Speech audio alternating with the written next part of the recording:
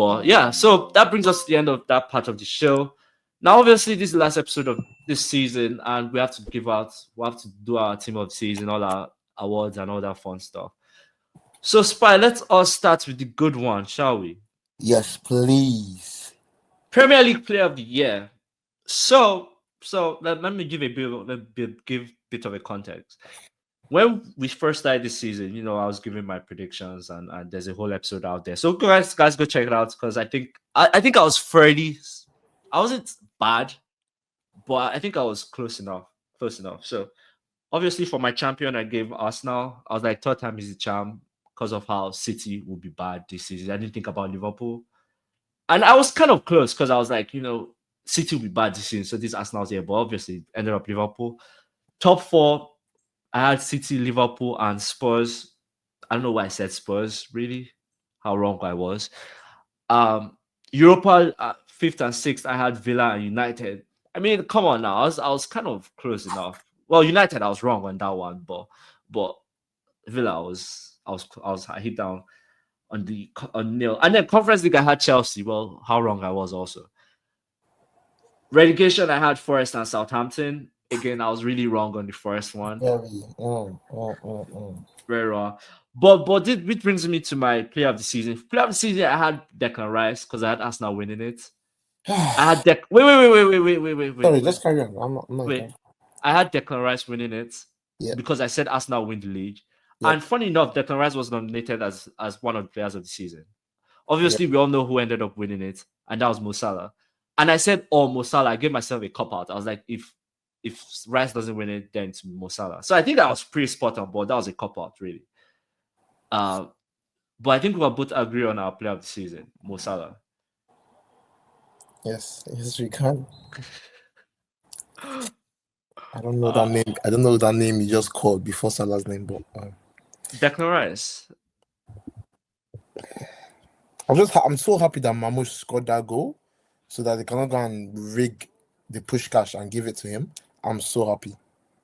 But yeah, carry on. Oh my god. Okay, and then moving on to manager of the year. Obviously, my predictions I had Mikel Arteta about how wrong I was, but I think we can both agree after watching the season that Arne Slot is our manager of the year. Arteta. Again, this was based on the fact that Arsenal was winning the league, Yeah, true. So, but Arne Slot, I think we can't words can't describe what a job he's done for Liverpool this season. Yeah. Good guy. Good guy is crazy. Good guy is crazy. But yeah, shout out to Arne Slot. Amazing. We'll talk next season. We'll talk about next season in another episode. But this season, I think he was instrumental. Our young player of the year. So the actual winner of this award wasn't someone I predicted. So I predicted Morgan Rogers. Yep. Saliba or Kobe Mainoo. Yep. I gave three options with that. Spy, you've obviously gone for Morgan Rogers, but I've gone for Miles Lewis Kelly. The actual winner of this award was Ryan Gravenberch, Liverpool midfielder, which I can see, right? I can see if I don't really know what the criteria is for young player of the what's the age range for young player of the year. How old is Graf? I think he's 22, 21. Oh, okay. Really? So I can't really tell you what the criteria is for young player of the year, to be honest. But if Gav is that age, if I knew he was that age, I would have voted for him. I always thought he was older,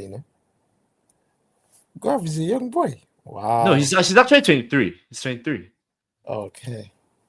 How old is Rogers? Rogers is, I think, 22, 21. Not really a difference, is it? I mean, he deserves it then. If he's 22. If the age criteria is that, then he 100% deserves it. Yeah, I completely agree, but I've still gone with Miles Lewis Kelly. That's shocking. No one saw that coming, and you can't say what it is. You cannot say. You have to.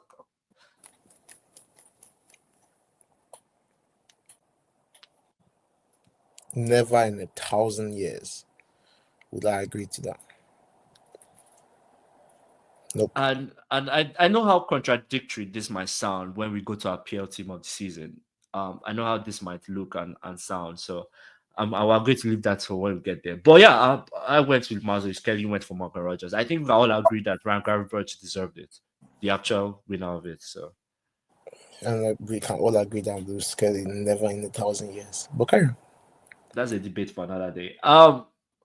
Mo Salah, I had Mo Salah winning the Golden Boot. Funny enough, in my predictions, I did have Mo Salah winning the Golden Boot. Was it that Mo Salah or Erling Haaland? Mm. He also won the Playmaker Award with 18 assists, 29 goals and 18 assists. I had Odegaard winning that award. How wrong I was, but in my defense, Odegaard did get injured for like 2 months, so There is no defense in that. No.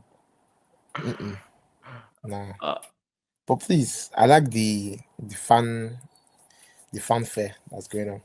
You know? uh, again, this was all based on Arsenal winning the league. I was like, if Arsenal is winning the league, then you know, Yeah. I could be wrong. Golden Glove, this one I hit it on the head, spot on.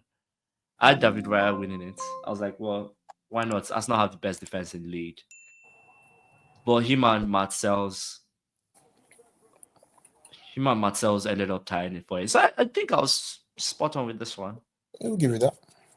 Um, I'm not going to. We don't have this on the screen, but Span, I'm going to ask you your overachievers. Who do you have? Who do you have as your overachievers As a club or as a as as a a as player?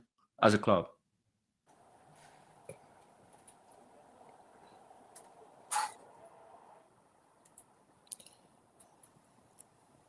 I think I will just give it to Forest. Despite the fact that they did not get champs, but top top five best defense,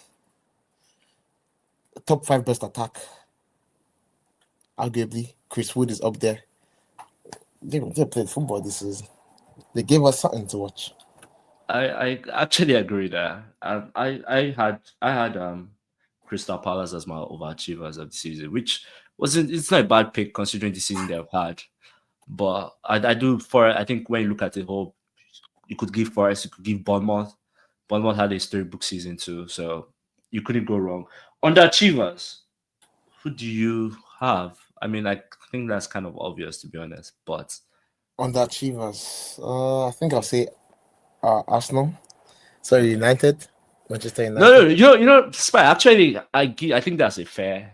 I think that's you saying Arsenal. I think that's fair because, to be honest, they did to underachieve to a degree because everyone was expecting them to win it. Like everyone was like, third time is if you most people. Nobody expected Arsenal to win it. But I think I'll go United. Through the challenges, it's just we expected them to still be on the top half of the table, not that low. So that's why I'll give it to them and Spurs. Basically, they can fight for it. But please, no one expected Arsenal to win the Premier League. Never, never that. Well, I had West Ham. I was not far enough from that. I had West Ham as my underachievers. So, but we can all agree between Spurs and United. Spy, who was your best signing this season?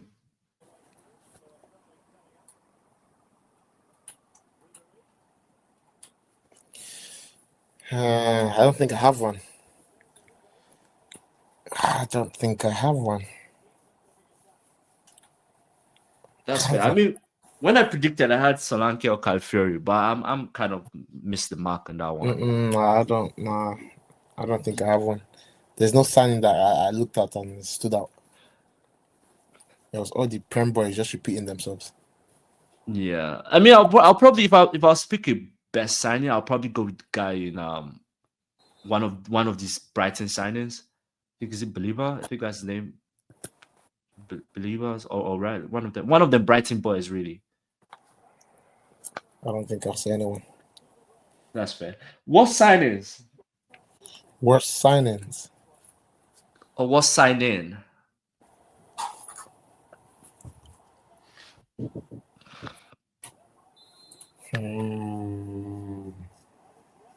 Declan Rice. Okay.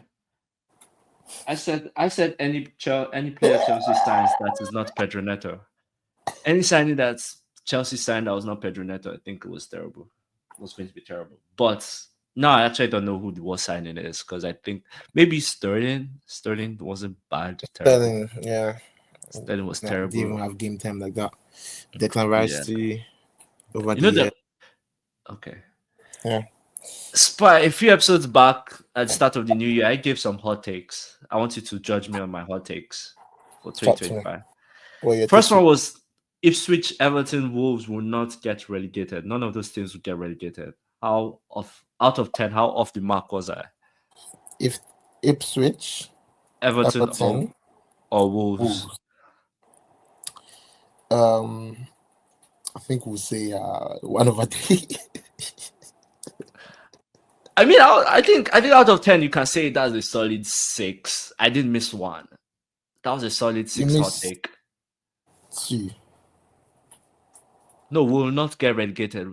Ipswich ended up getting relegated. Okay, so you missed 2. Oh, we will not get relegated. Yeah. We'll give you a generous 7. Okay, we'll take it. Generous 7.